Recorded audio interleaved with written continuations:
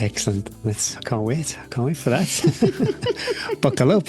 Hello and welcome to the Tea and Trails podcast. Thanks for stopping by. Hopefully we will bring a little ray of sunshine to your big one day as we hurtle. It feels like we are hurtling towards... We're there, Gary. We can't hide from it any longer. I'm not ready for it, Eddie. I love Christmas. We're ready for the arc.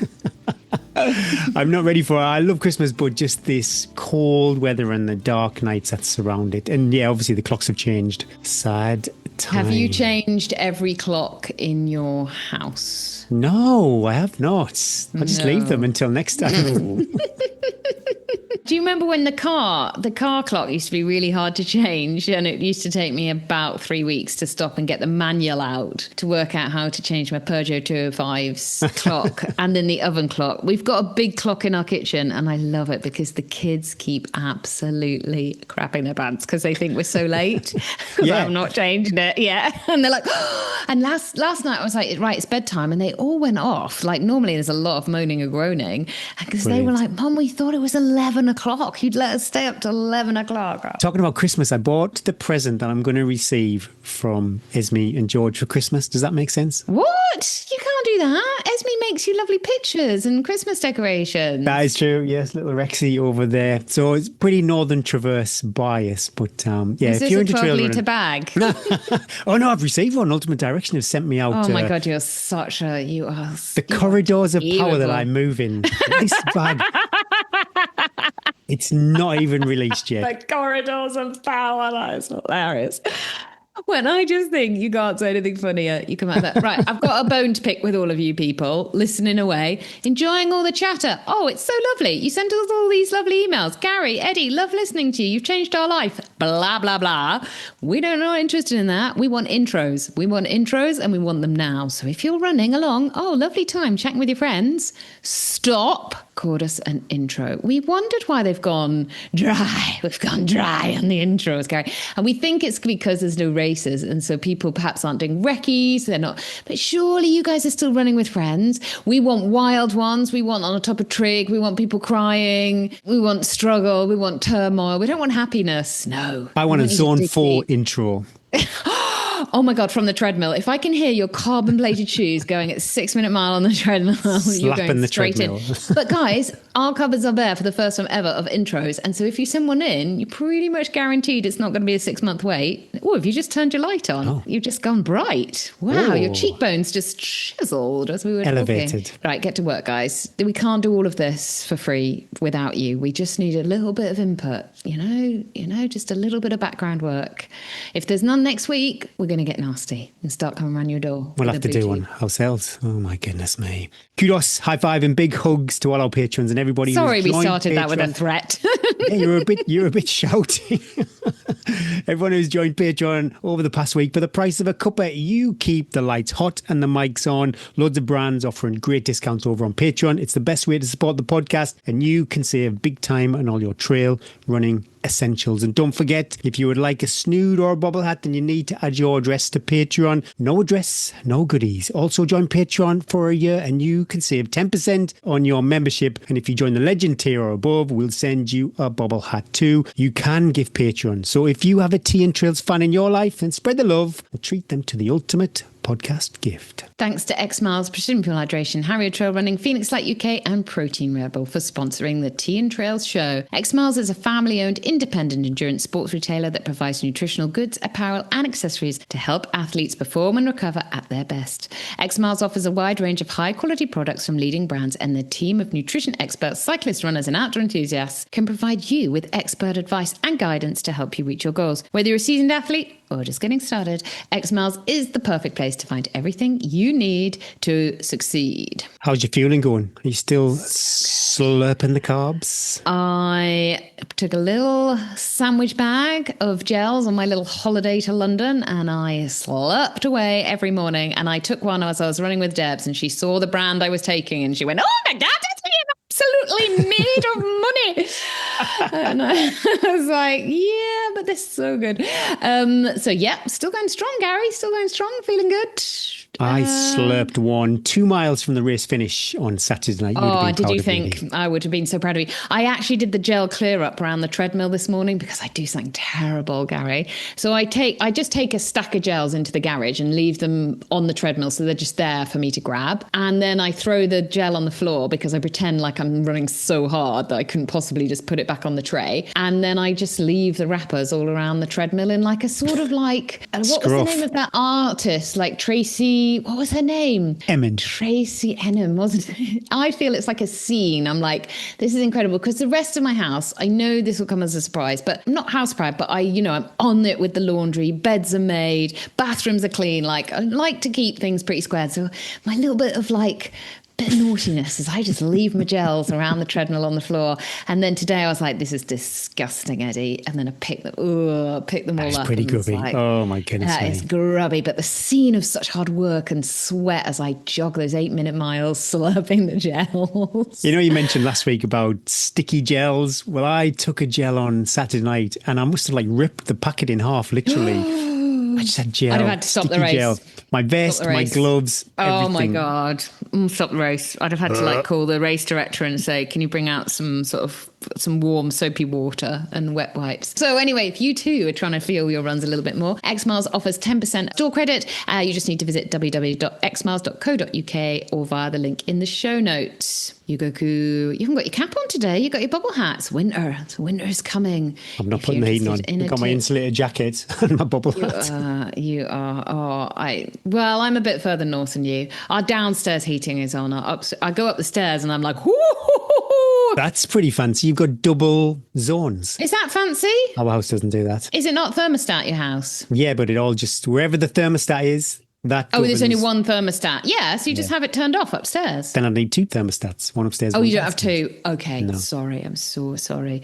Well, I'm afraid that's what happens. The other half live. How the other half lives with their 2 thermostats. Thank you, Yugo Food Projects, for producing our Tea and Trails cap. We both love it. If you'd like one, don't forget patrons can receive 20% off. Also, you lovely listeners can enjoy 10% off with the code T10. All the discount codes, if you're looking for them, are over on Patreon, teaandtrails.com, or check out the show notes. There is so much text in the show notes, Eddie, these days. I might just do a link tree. I'm worried though, will that be too much friction? We need to keep that process of dipping in and out as lubed up as possible. What's... You said dipping and lube in the same sentence. We'll see how it goes. If there's too much text, people aren't going to read it. They're not going to read it. Yeah, that is true. You've been racing. You've been doing good times. Oh, I had such a blast. Honestly, what a lovely week. My cup is full. First of all, Monday, exciting. We had a house guest. One of Lisa's oldest friends came to spend the day with us. Spent some time with Esme up in Scotland. And as you said, had a race. I think training races are just the best. You get to see your mates. You maybe make some new friends. You work harder than you ever would during a workout. You get that rush of adrenaline that you only get from being on a start line, and you don't have the post-race blues too. So that is fantastic. And also with the being over and done in just over, say, 2 hours, you're not destroyed for your kind of Monday, Tuesday sessions. Started the week though with a bang. Went for a Thai. Monday night Thai meal. What you go to, curry? This is hilarious because we took the kids to a Wagamama's for the first time. The Wagamama's experience, and it blew their minds, and it also blew one of the kids' heads off because one of the kids can take any spice, like literally can't feel any spice. The other one is like, he had to go to the loo and have a moment, and he had tears in his eyes, and he was like, but obviously he's like, it's a cool rugby player. So he's like, I'm not going to cry. I'm not going to cry. It's more protein. Really hard. It's not got enough protein. Wagamama's has little symbols to tell you the heat. Does it? Yeah, I don't know. But we remembered. We didn't remember it. And Bryn tried it, and he was like, blimey, that is really spicy. I'm like, I don't ever remember having anything. Wagamama's is pretty bland. Wagamama's pint of acai. Oh my God. So I used to get the yaki udon suduru noodles or something, but this I branched out and I did go for this protein bowl thing with tofu and they're pretty beautiful. It was beautiful. It was delicious, but no spice, Gary. I can't take any spice. So it wasn't really, I think I disappoint you with that order. What did you go for?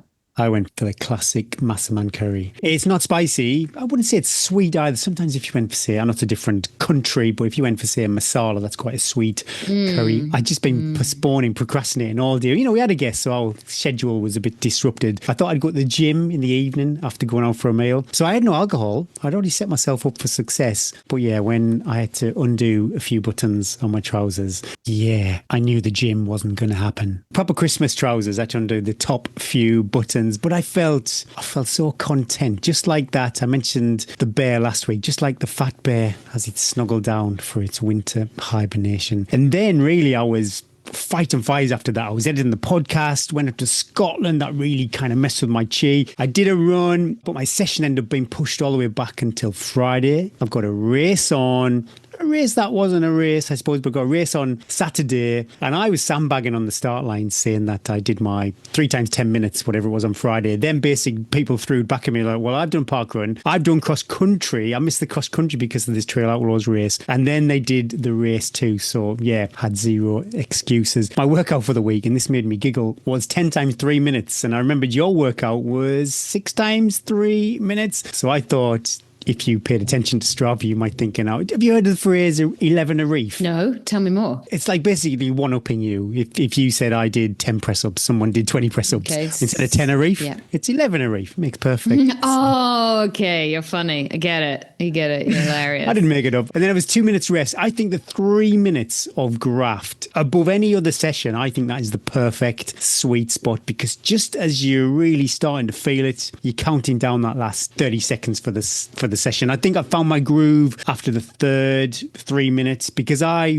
don't do any warm up, I don't do any strides or any drills or anything like that. I jog to the gym, then I'm straight your eyes, then I'm straight on the treadmill. And are you looking at your heart rate? Are you looking at pace? What metric do you use? Or just go by feel? Well, I don't trust the pace on the treadmill, so it's all heart rate based. I try and get into the zone that I want to be in roughly midway, at the longest midway through that session. So the first 3, I'm just kind of feeling my feet. But then you do, like we've mentioned this before, when you stop, you get probably 30 seconds of zone 4, whatever it is, when you're not actually working hard. I was working so hard I couldn't watch Netflix. And good.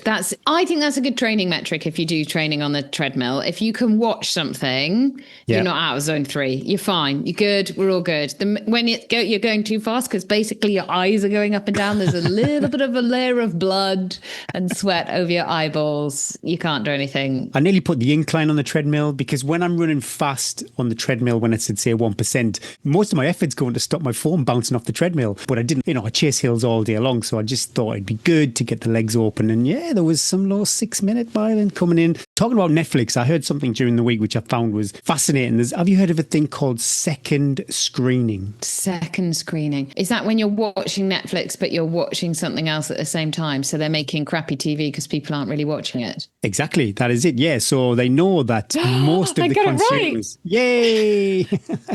And I was guilty of this until I bought the brick. But because they know people are sitting there scrolling on their phone, doom scrolling on their phone, and then trying to watch some program, they have to dumb down the content just so people can follow along. Honestly, it's tragic.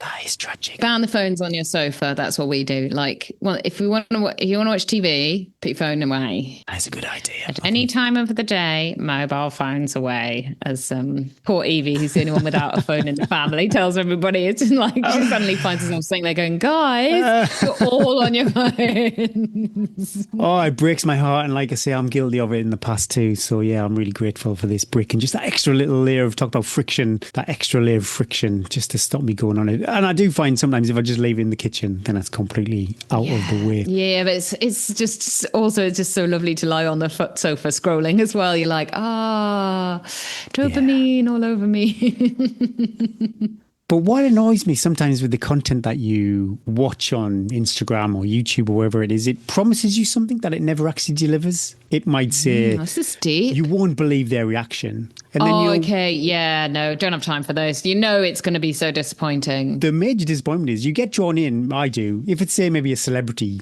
then I'll get drawn in. Then it will say, click on this link to watch the full video. And it's like, oh my God, I am raging. So it's giving me I would love to know which ones you're trying to find out full reaction.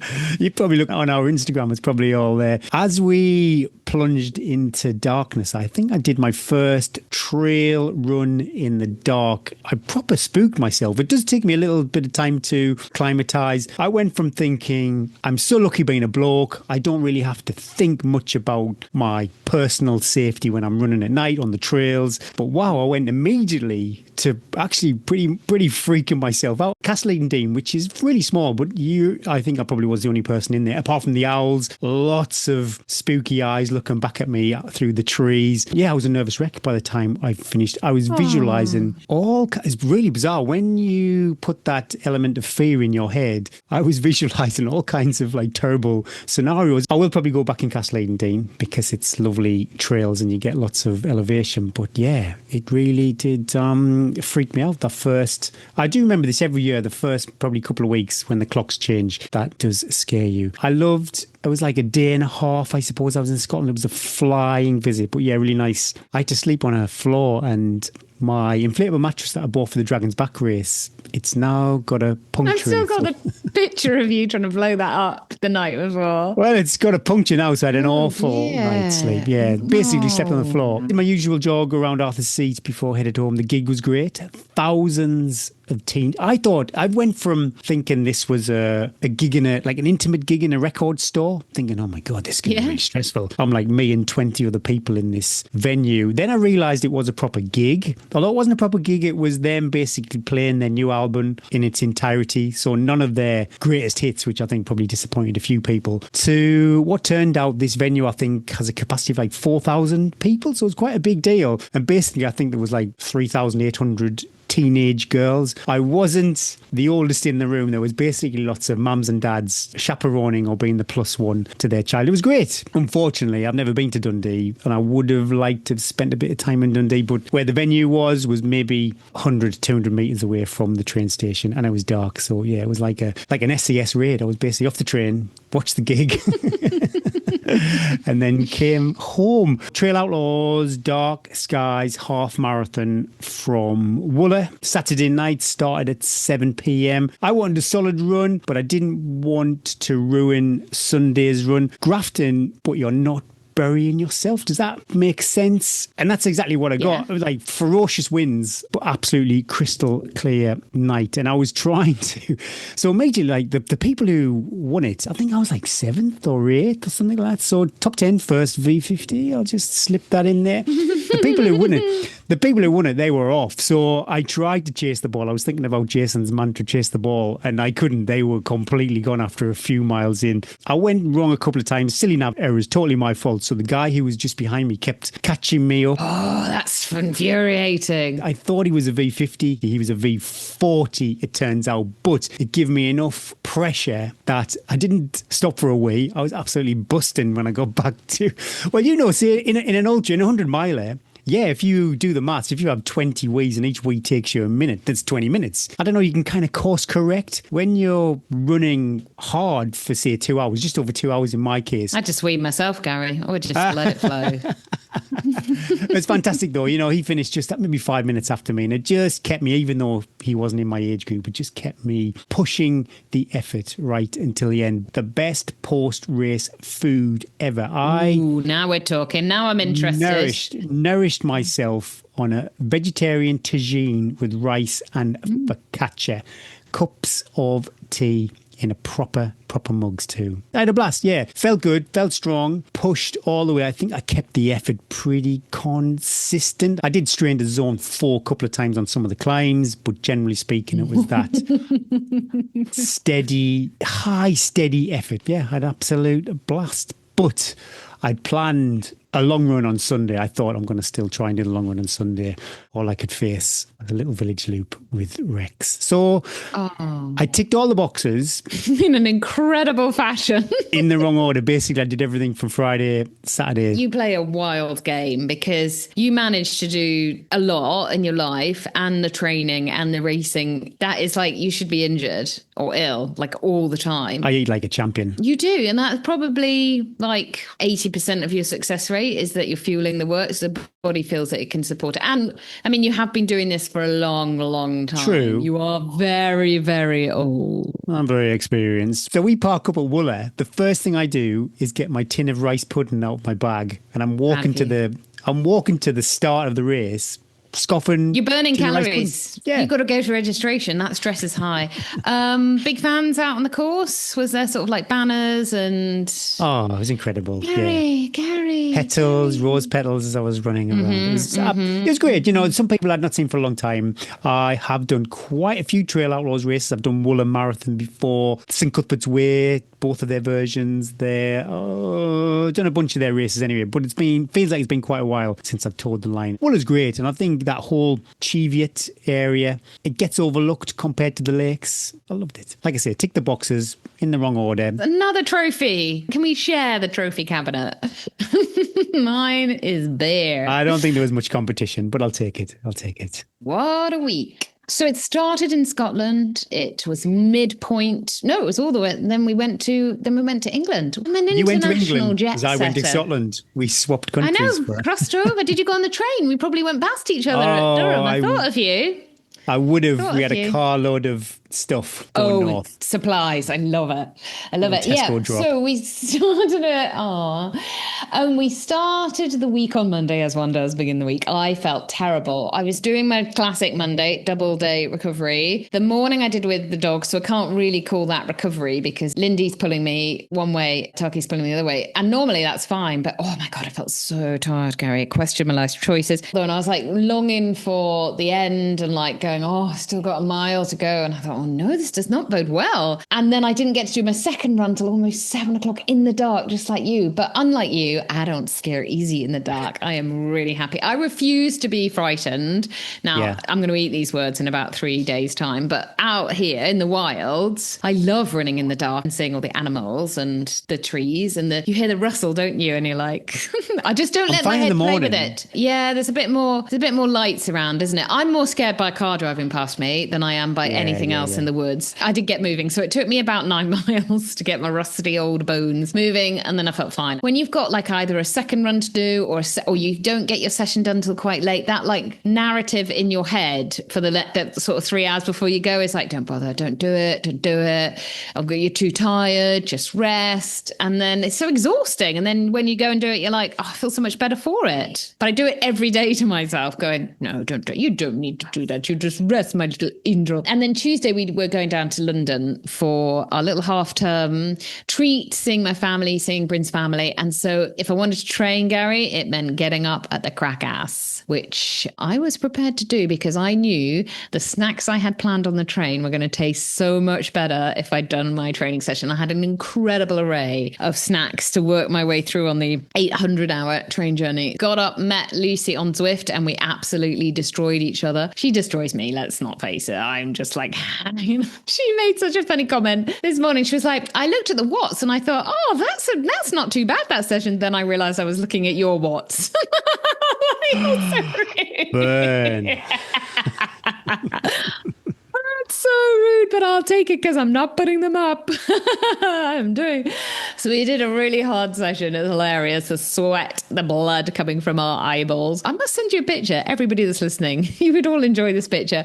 So I have my cycling shorts that have the big chamois in, and then I have the straps that go over your shoulders to keep them up, and then I just have a sports bra underneath. What a look. What a look, Gary. And then I kept that whole look on and went onto the treadmill for 6 miles steady effort. I felt pretty good because it's was like a sort of like tight lycra. And I thought, I think I look completely different to what I actually look like. A sweaty, disgusting mess. But I was imagining I looked like somebody in sort of, I'd like to think of myself as like a heptathlete, like a sort of Jessica Ennis Hill sort of look that I was going for in that lycra. Bryn came in and was like, whoa, that's not a good look. And he left again. Oh, Bryn. I was really proud. I ran my 6 miles on the treadmill so dull when you're not. I was like, no, I can't do a session. I really wanted to do a session to make it go quicker. And I was like, no, you just stick to this like high zone 2 heart rate. It's like not easy, not hard. It's dull, but mentally.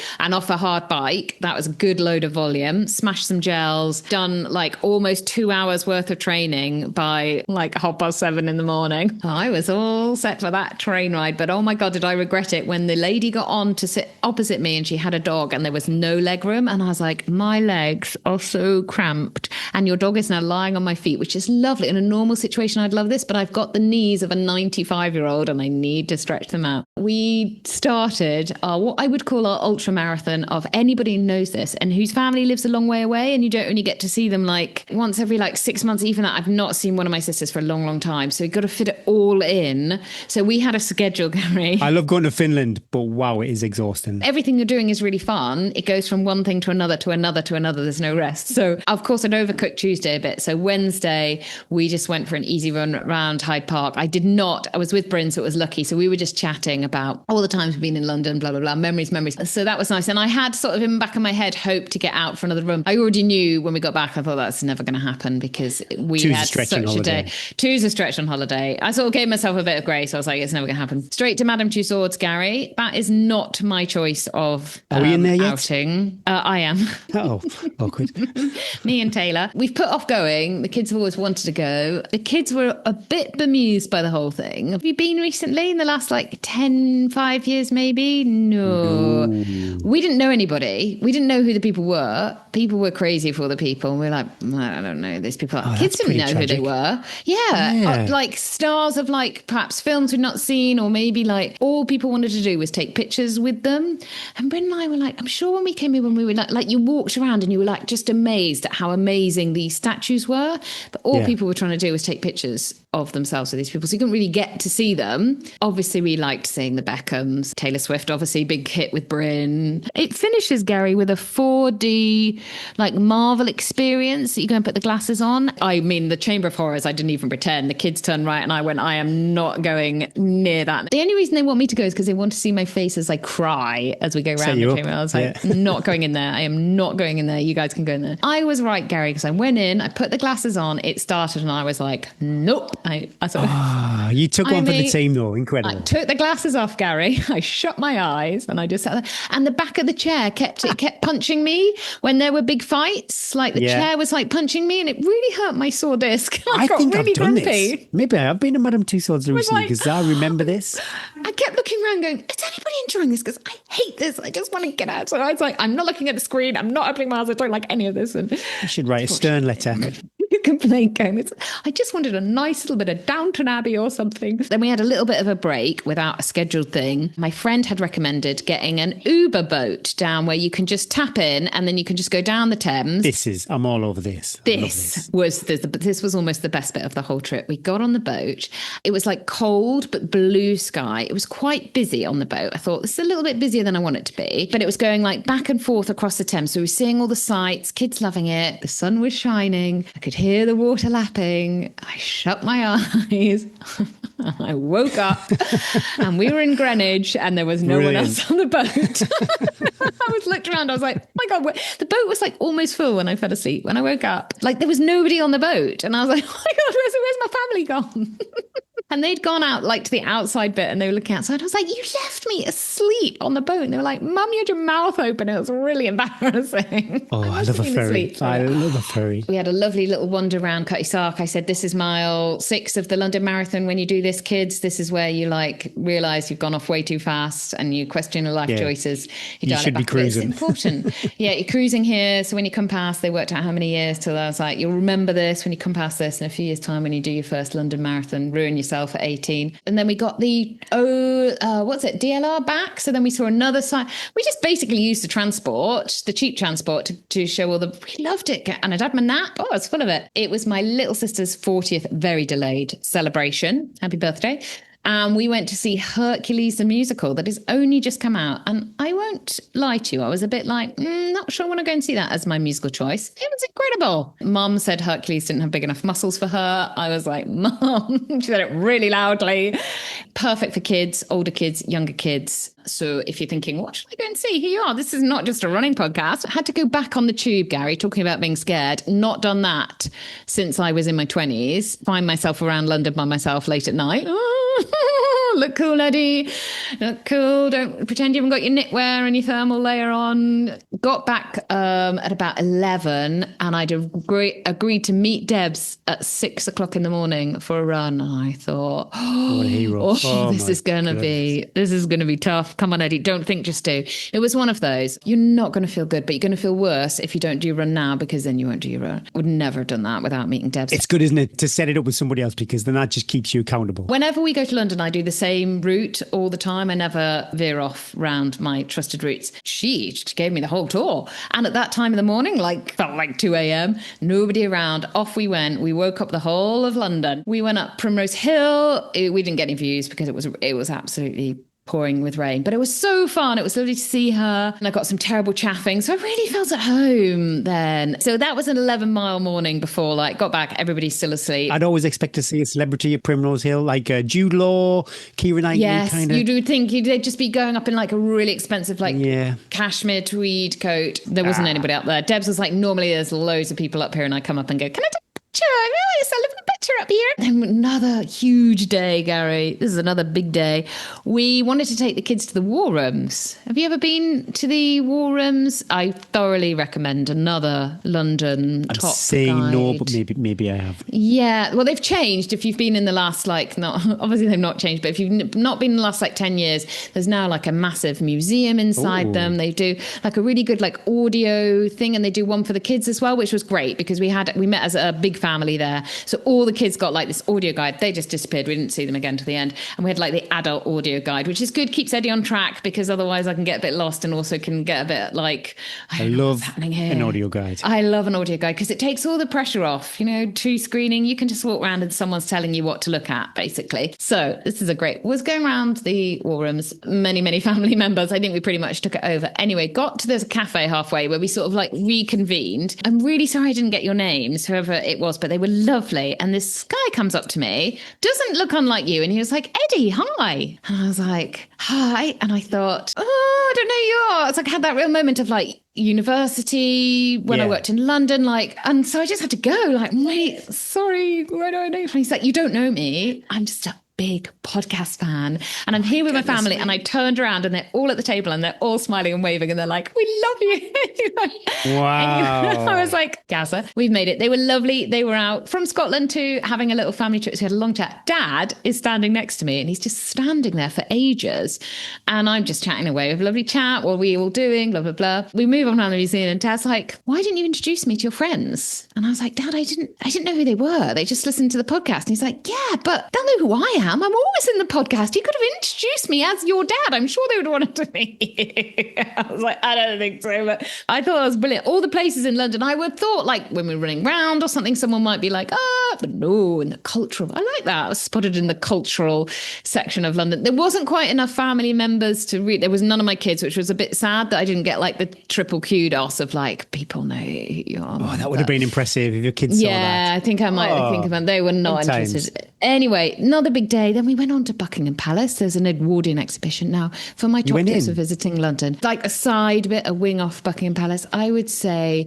this was perhaps not one for after a big day already at the museum. Another listening guide, Gary. I think my listening guide I was like, there's a lot of walking too. My legs are really quite tired now. Gift shop, excellent. No cafe. Quite a lot of talking on the audio guide and a lot of text on every picture and stuff. I was like, this is a bit too much. Eves and I spent longer in the gift shop workout than we did in the museum. But the older family members really enjoyed that. Looked at the watch then, Gary. We had another play to go to in the evening because we're basically stacking all the birthday presents. This was Finley's birthday present in the evening. It was 4:00 and I thought, I really need to have a sleep before this play because it's going to be another 11 o'clock at night. Just push, Eddie. And the only way to push by doing this is to eat, Gary. Another cafe stop and some more sugar. Just keep it piling in. I came round. I wasn't scared to hit the sugar and I hit it hard. We then went to watch the play that went wrong. It was brilliant. It's basically an Andram's production of a play that you're watching and everything goes wrong. All the set falls apart. They forget all their lines. So it is right up there if you've got older children of their exact humour of like silliness.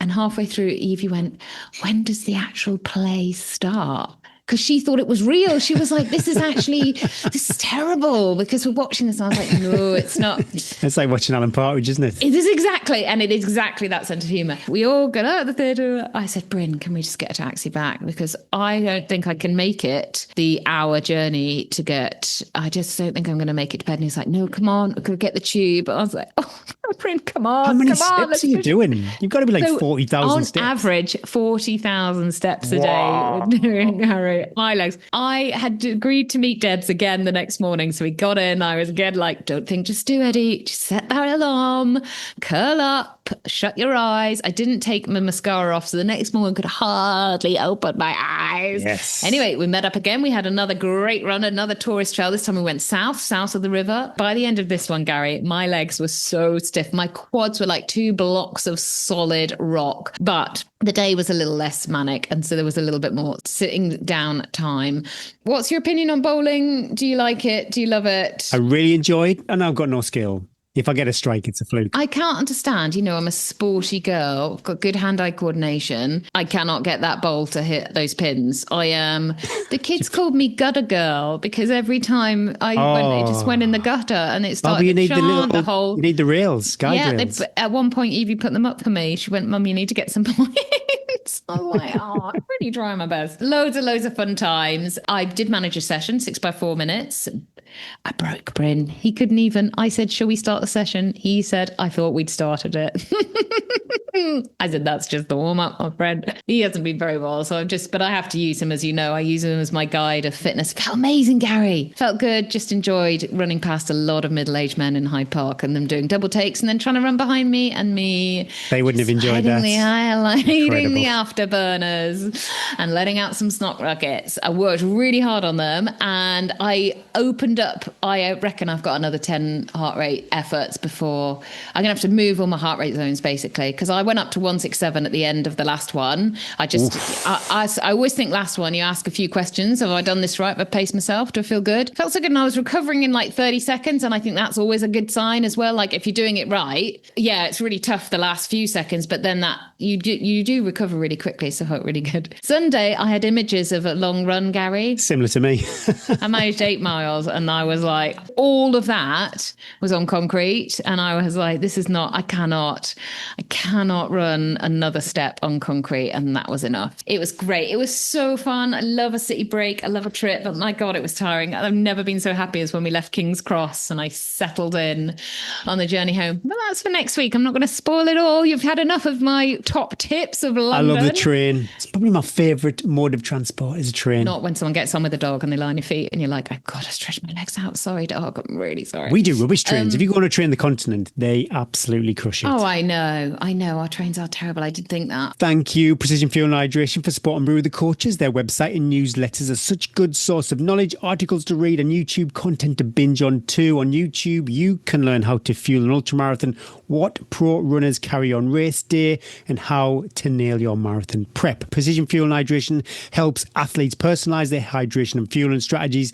so they can perform at their best. They will help you know your numbers too. They have a handy free online sweat test and nutrition planner. Head over to www.precisionhydration.com and don't forget patrons can enjoy 20% off, but if you would like to try Precision Fuel and Hydration, then you are in luck. Use the code TEATIME2025 for 15% off your first purchase. I saw on the Precision Fuel and Hydration socials, they showed you roughly a nice little graphic, a nice little image showing you roughly how much carbs you should consume during a marathon based on if you were going all out. And it varied, obviously, depending on your finishing time, what your predicted finishing time, how many gels, how many carbs. So I used that strategy on the Trail Outlaws race on Saturday night. I think I probably hit about 90 grams of carb per hour on that race. Good It worked work. a treat. It worked so well. One of my Strava followers commented, Mark said, quotation, "Great run, exclamation mark. Heart rate consistency shows a really well controlled effort." When I did online dating years ago, that would have been incredible.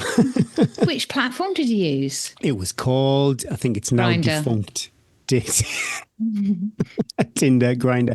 I don't think it's around anymore. I think it was called Dating Direct. You remember this years ago? I said about it. I dated a celebrity. They weren't a celebrity at the time. I think you were like, I can't tell you, Eddie. If I'd have had that as my profile, it shows up really well controlled effort. I don't know. Take that, Gary. I'll take that. Yeah, I was pleased with that. Thanks, Mark.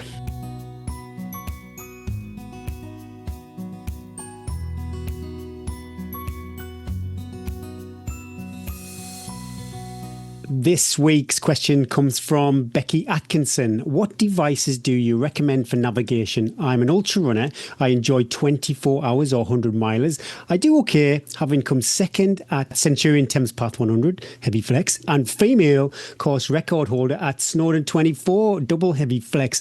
I like seeing how far I can push my body. I've been looking for next year's challenges and would love to do something like the Spine Race or Dragon's Back Race, but my navigational skills are a bit shit and it puts me off taking on these races. I live in Wales in the Cambrian Mountains, so I have plenty of areas to train, but struggle to use my Garmin watch to navigate training runs. I just get lost and enjoy an adventure run, but it's not something I want to do during a race. What device would you recommend? Thanks, Becky. Well, we can get into the weeds of the device, but yeah, first off, massive kudos. Second at Thames Path 100, that's a smoking fast race and a course record, yeah, at Snowdon 24. That is amazing, and I think it's brilliant that you're eyeing up races like the Dragon's Back race. Yeah, curious how you are using your device, Becky. If you're just using it as the maps or you're following along a route, because I use a Garmin Enduro 3 and I find that pretty easy to navigate on a trail. Yeah, sometimes if you go on fell, then obviously there's no path in front of you. I'll give a little shout for the Dragon's Back race, especially with your location. You could get to know all the little secret cheeky lines that the non-locals don't know. You're lucky you've got Raw Adventures pretty close to you too. We'll get into the technical dates in a bit, but any advice for Becky, Kim? There's a few things again in the question, isn't there, that make you think, oh, there's more to this. So if you're a competitive runner and you've done, so Snowdon 24, I believe, is up and down Snowdon, Thames Path 100. I don't know the route, but I think it's pretty straightforward. So if you the river on your right, yeah, if you've done well at these races that don't require much navigation, I wonder if you're going into Dragon's Back and Spine Race type stuff, maybe you need a little bit of a mindset shift. So these are more adventure races. They're not necessarily ones to go, right, I need to compete at this if your navigation's not on point. Think about what you want to do and why you want to do it. If it's a true adventure, then learning how to navigate a little bit better is going to be the thing that you need to do first before you start sort of relying on devices. Dragon, again, it's different, isn't it? Dragon's Back, you're resting every day. I know they're long days, but you're sort of getting a reset every day. Whereas Spine, your brain is going to start to turn to mush at some point, and it will be harder to just follow your device in some instances. So I think the first thing potentially to look at is learning how to do a bit of basic navigation at least, and then practicing it. You, like Gary said, you live in a really useful place to do this. And if you're already okay with going on adventure runs, that's really good because you don't mind getting a bit wrong or a bit lost. Ways that you can learn how to navigate, if you've got people that know what they're doing, obviously ask advice. You've had Fran on the podcast before, Run Like a Haggis. She's fantastic. She explains things really clearly and simply. You get on the ground and you practice and you learn how to read the map and use a compass. So it's very practical and it's very straightforward. Like, it's the most straightforward nav sort of course that I've ever done because of the way Fran operates. So I would recommend Fran going and having a day with her out on the hill if you can. Or the Fell Runners Association actually do 2 weekends a year. I think one's in the lakes, one's in the Dales. So again, maybe not completely local, but they're so cheap. And it's with Fell Runner Association people, so they know what they're doing. It's like £100 for this weekend course, plus your membership, which is like 25 quid or something. So you could easily go and do something pretty cheap for a full weekend and get to know a little bit more then. I think that's the place to start, is to just learn some basics, so that if you do get in a bit of a quandary with whatever device you land on, you've got the map and you've got the compass and you can get yourself out of a situation if you need to. Also, depending on you and whether you're a visual person, or like if somebody gave you directions verbally, would you be able to follow them? Or if they drew you a map, would you prefer that? And just understanding that about yourself might lean you towards what you use for navigation a little bit more as well. I wonder what device Becky's got, because I know the newer Garmin's years and years ago, you usually followed a breadcrumb with no detail on the map. At least these days, my Enduro 3 gives me so much information. It's I'm sensational. Curious. And you can, I think the biggest thing is to practice with learn. You just got to put a bit of time aside to set yourself a route, 5-mile route near your house that you've never been on before, and follow the breadcrumb on your watch and learn to do that, because it is a learned skill. And we all got super comfortable with doing it because we've done hours and hours following the line. It does take a moment, and it does take trust in the watch. And when you go wrong, to be able to zoom in on your watch, or to backtrack and find the line again. And there is that moment of panic when if you haven't got the map, or you haven't got and that's why I do think the foundation of a basic map and compass is, because there was last year, all the Garmin's crashed during the spine. And so people were left with nothing. So really important to be able to find north, east, south and west and have a map with you. But I've used all the different watches and all the different map capabilities. So not all of them, but Sunto, Chorus and Garmin.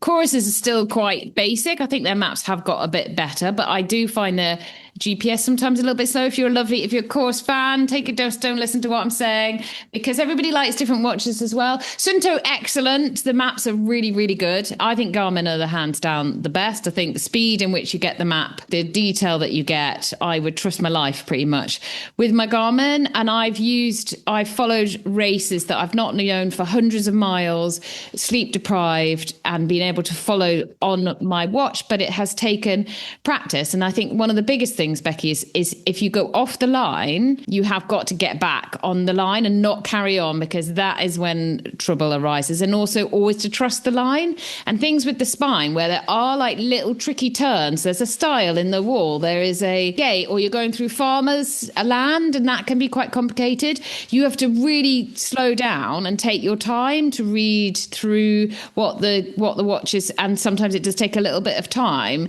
So like as Kim said right at the beginning, taking out is more an adventure, and you will go wrong, and not to panic when you do go wrong as well. But I do think the biggest thing is practice. And with big adventure races, as we said right at the beginning, recce's are perhaps because if you know where you are going, even if you don't, there's hundreds of miles and there might be bits you not remember, you will remember the little complicated bits. I'm so happy when I'm deep in sleep deprivation and the dark and the clag. If I've been somewhere before, it's very reassuring. You've got your watch, but you've also known where you are as well. So you could back up your watch with the recce's. But I do think it's practice. I like getting lost on a recce, because then that imprints that part of the course on your mind. I say it doesn't happen. Sometimes it still happens on race day, but very rarely. My Garmin beeped at me on Saturday twice because we drifted off course. It was only like 15 meters. So they're very judgy. They don't like it. If your watch, if it doesn't fail, if it's still working fine, then you're not going to go too far off course with the correct device.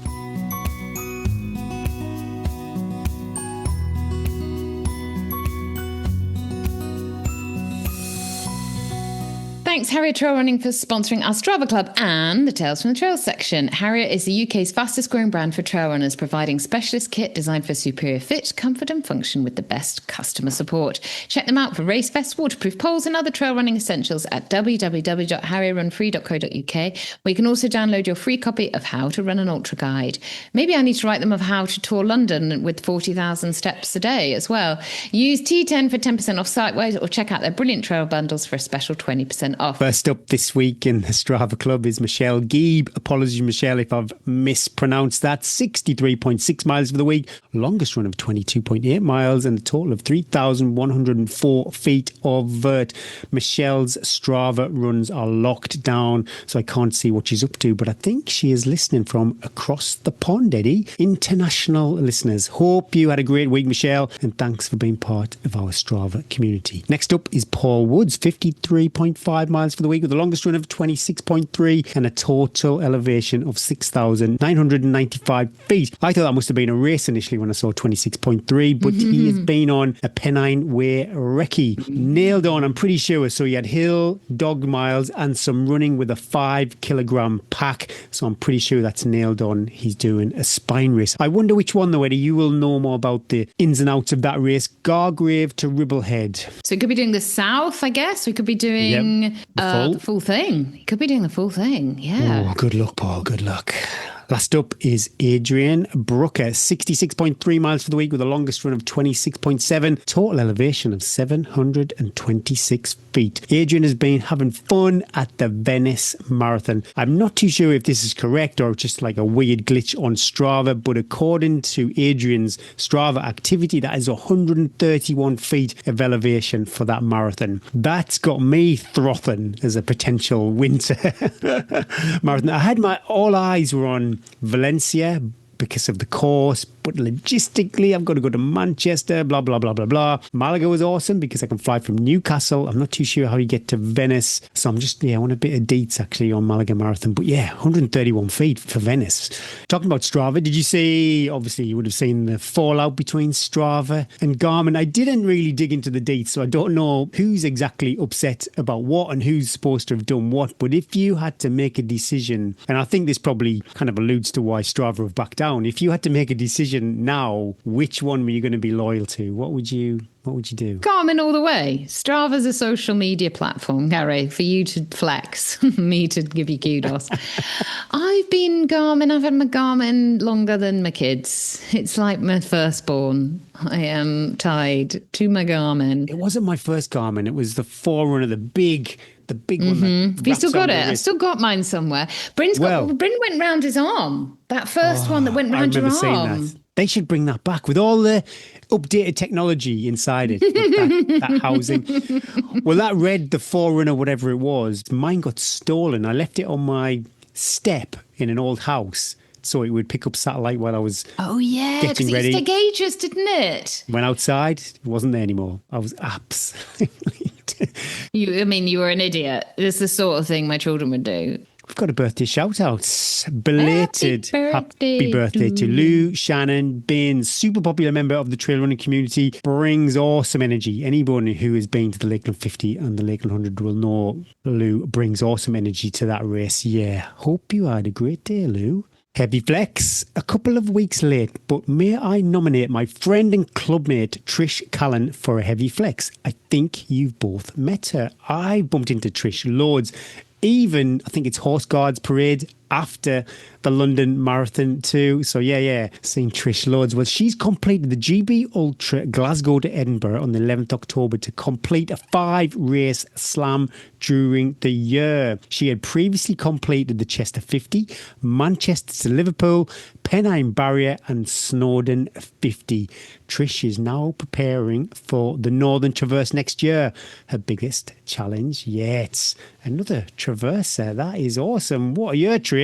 She's basically run the country at every 50-mile option. That's impressive. See you in St. Bees. That Heavy Flex came in from your friend Kevin Hutchings. If you have a mate who's flexed or orbited the sun one more time, then email hello@tntrails.com. You need to pop Heavy Flex or birthday shout out as the subject. Tales from the trails. Bit of a long one. Sorry, never apologise for your size. I have been running ultras for over 4 years and done outdoor adventures all my life and have never ever lost motivation to run or get outdoors. But 3 weeks before the Tea and Trails Ultra, it happened. It suddenly didn't matter. I didn't feel like running. I'd had a great training block and I was really looking forward to it, but things changed when a war broke out in my home country, Iran. I left Iran over 25 years ago, but I have lots of friends and family there. My life spiraled down into worried WhatsApp messages with family and friends and being glued to news all day. It culminated with waking up just a week before the race to the news that a missile had hit very close to my parents' home. I broke down. It was all falling apart, a lifetime of memories. Even though my family was safe and a ceasefire happened soon after, this had hit me real hard. Running felt like a selfish thing to do when my family and friends were fearing for their lives. And that's just a fraction of the pain and injustice in the world right now. I didn't want to show up that day. I didn't want to chase running dreams and goals. But my friend Lisa was coming. Lisa had never been to the Lake District. She'd only done a couple of road marathons and had only just got into trail running recently. She was a dear friend. She was turning 50 and wanted to do a 50k for her 50th. This was a big deal for her. I couldn't let her down. I showed up that day not knowing what it's going to be like. With my old niggly hamstring and piriformis will rear its ugly head and I'll just DNF because I can't be bothered. It felt like one of those days. The first 25k felt amazing. I was running with Lisa and a couple of other friends and we found ourselves running behind Trish and Lucy for a bit before the first checkpoint. It was like watching running royalty. But on that long climb up to Skiddaw House, my niggles flared up and slowed down. I pleaded to Lisa to go ahead and not hang around for me. Suddenly, I didn't want to be there. What was the point anyway? I plodded along. As I approached the checkpoint, I saw Lisa again. She waited for me to catch up. Heart emoji. Eddie and Gary greeted us with a big smile. Gary helped with my bottles. I had a quick chat with Eddie and told her about my sore bum. She asked if I wanted to drop out. What? No, I said. Eddie, come on. Don't give me that option so easily. So off I went with my sore bum as Eddie shouted, "Your bum looks great." Paracetamol kicked in and I found my running feet again. Yes to the downhills. As we got up the final climb and on that biblical wind on top of Skiddaw, I found my why again. I felt so alive. My dad was a mountain guide. I'd grown up hiking the mountains of Iran and that love of the mountains had steered the direction of my life all along. I was and I am a mountain girl. It was a unique childhood and one that many girls in Iran didn't have the privilege. Thanks, Dad. That day, that race reminded me again of who I am and what a privilege it is being outdoors and doing what we do and how it can change lives in ways we never expect. Me and Lisa found a second win on that final downhill and finished earlier than we thought. We got a hug from Eddie and had the most amazing evening. Lisa had done her first ultra. Her first experience in the Lake District couldn't be more epic.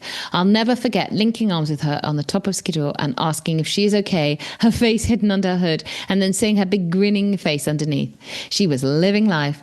Life is for making memories while we can. So Eddie and Gary and all the lovely people at Rear Events and all the amazing runners along the way, thank you. Thanks for reminding me what it's all about. There is pain and tough times in our lives, but life and freedom have to be celebrated. And the best tribute is to show up when we can. Do it for those who can't and do it with a smile.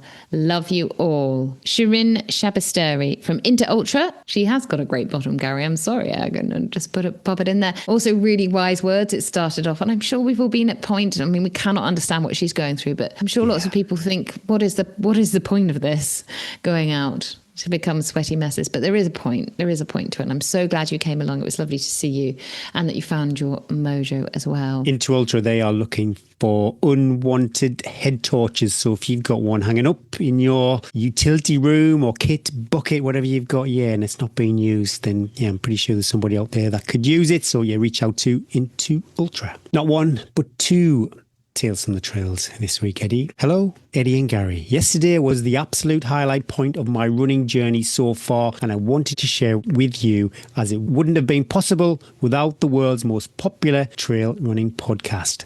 Exclamation mark, brackets, fact. On a cold and very windy morning, I set off with my friend Jane and son Marcus on the Endurance Life North York Moors Marathon. Beautiful views of the Yorkshire coast, fresh breeze and high spirits. Didn't have any expectations as I've just broken up after an 8-week half term in a new school, so pretty wrung out and in need of a rest. Well, I only went and came first female, not V50, but actually she's calling you out there. And fourth overall. This is a little bit of showing off, but it's also a testament that following T and Trail's advice can pay off. I'm a 5 a.m. runner pre-school day, fitting in yoga, strength and conditioning and rest days around my busy life. But I eat well, use collagen, stretch from time to time and prioritise sleep over TV. But the story from this race is I loved running it. Chatting to some great runners, encouraged by super volunteers who must have been half frozen at aid stations, and just lucky to be out in nature doing what keeps me fit and sane. No expectations, no negative talk, just breathe and believe and enjoy the moment. So thank you for for the years of advice and motivation. Keep it coming. This runner couldn't be happier with first ever first. You crushed it, Hannah. That is incredible. Should we take a percentage fee of her earnings for that? Winnings? Yeah, if only there was a scenario where you earned some money doing trail running. But I wonder how Jane and Marcus got on. We don't know. Let us know, Hannah. Yeah. It's not all about you, Hannah.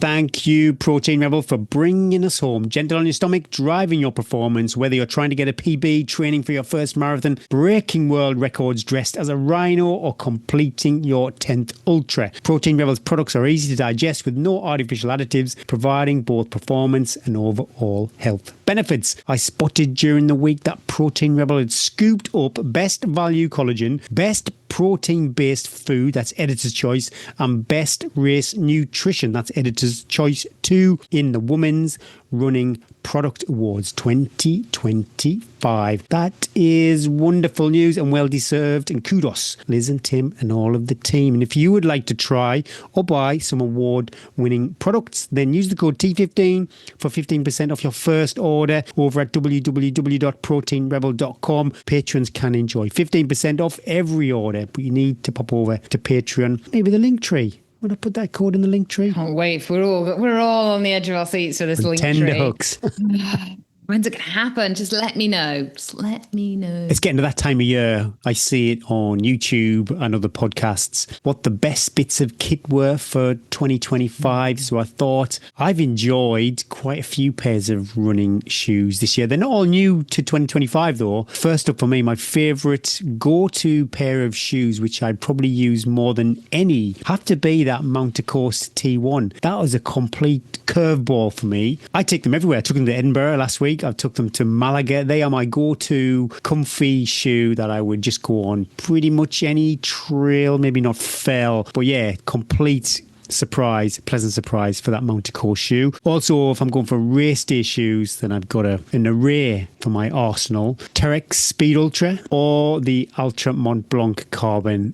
I could quite happily run a 100-miler in any of those. If it's a shorter race, and I wore these for the Swaledale Marathon and the Trail Outlaws Dark Skies run during the week, is the North Face Vective Sky 2. All three of those are carbon-plated shoes, you wouldn't be surprised to know. The Vective 2s, they're a bit lighter, I think, on the scales. They don't have as much cushioning as the other two, but they've got bigger lugs. So if you want something, especially this time of year, yeah, North Face Vective 2, Vective Sky 2, they serve me well on Saturday night running around in the dark. But yeah, the Terex Speed Ultra and the Ultra Mont Blanc Carbon, I had no issues with all doing the 13 valleys last year and the 7 valleys this year. And also he says this, I've run behind him in these carbon shoes. Woo!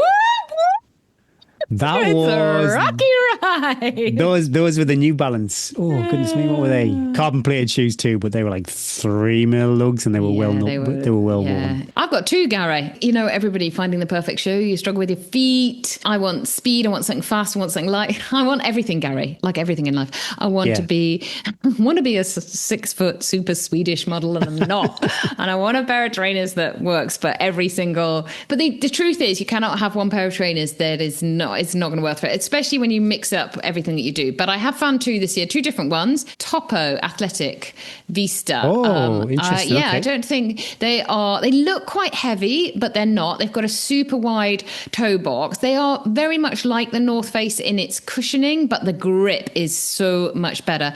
Better ankle support too. They've got 4mm lug and the drop is 5mm. So it's a little bit lower than what I normally like, but technical terrain, like if you were doing the spine or something, I would say, and you need a wider toe box, this would be a really good option because they're grippy, but they're cushioned and they're really durable as well. They're a solid shoe, but they don't feel like, sometimes you get a trail shoe that is solid and you feel like you're running it's like hard work to make it work. I can't be doing with that, Gary. Too old for that now.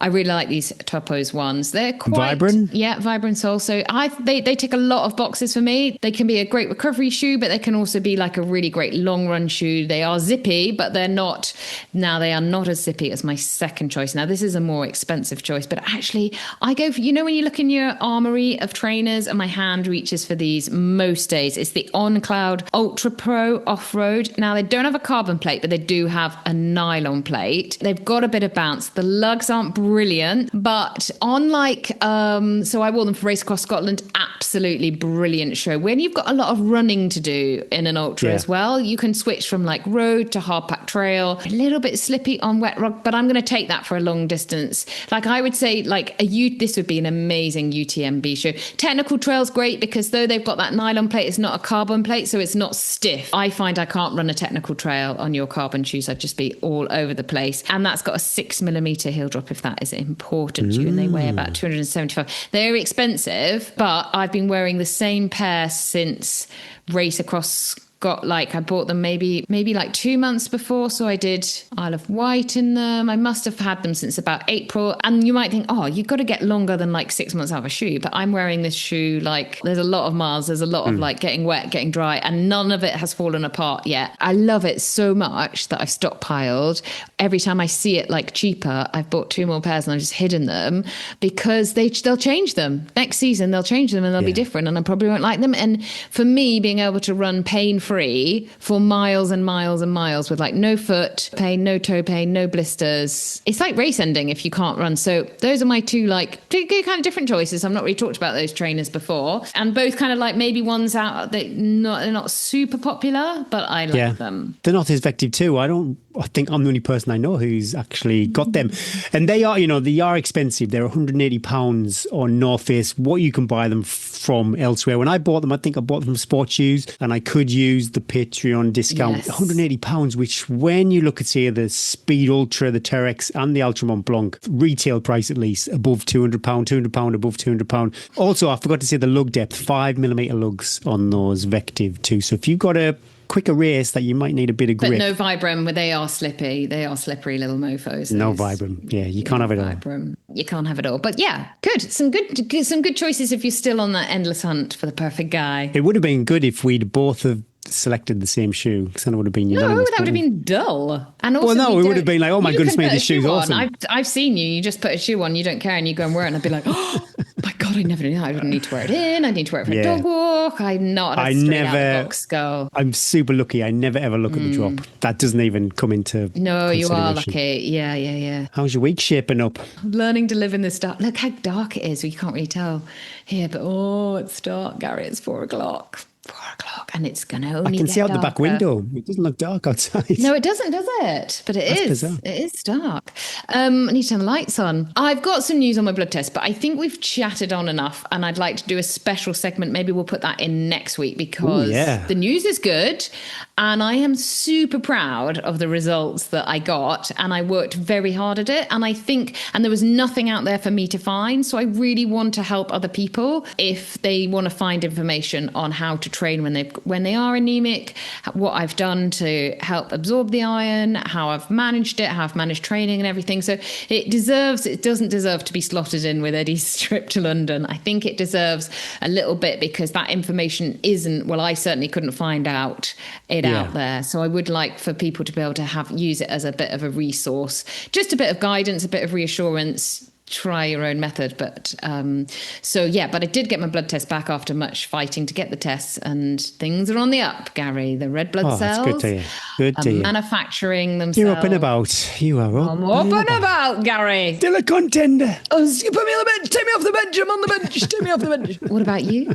Oh, Lisa's away. She's away for a few days to go and see her brother dance off. Boys are home alone. Lads. What's it looking like? Well, George is off to Mai Tai tonight. I think we could a nice takeaway that Lisa wouldn't really be interested in. Oh, what are we looking at? Chinese? Her taste buds are more refined than mine and George's.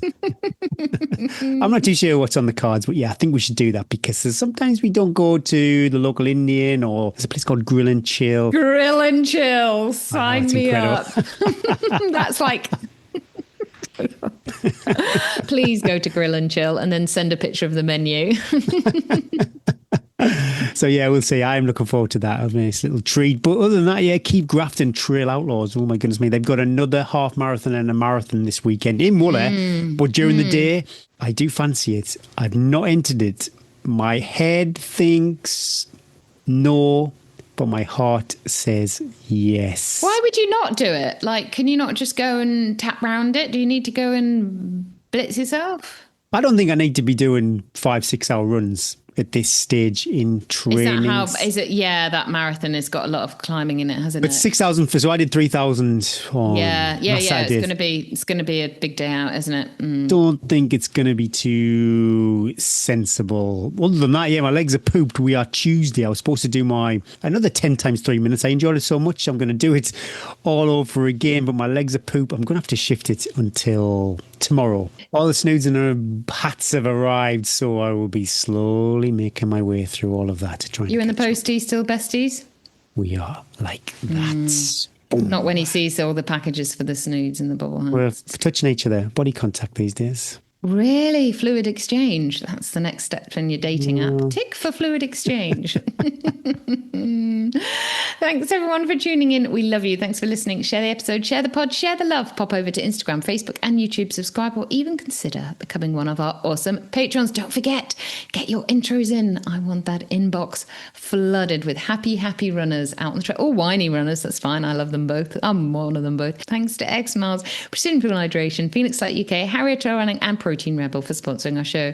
Here's our discount codes: T10 2025 for Shocks, T15 for Protein Rebel, T-Time 2025 for Precision Fuel Hydration, and T10 for Harrier Trail Running. Thank you to our partners and patrons. We wouldn't and couldn't do this without you and your ongoing support. Mwah. Good luck to everybody out on the trails, racing, training, recce, solo miles or miles with mates, early miles with mates. Let the trail or tarmac rise up to meet you and the wind always be on your back. Be kind to future self, breathe and believe. Don't think, just swallow. And roll with the joy and the miles will look after themselves. My name is Gary Thwaites. And I'm Eddie Sutton.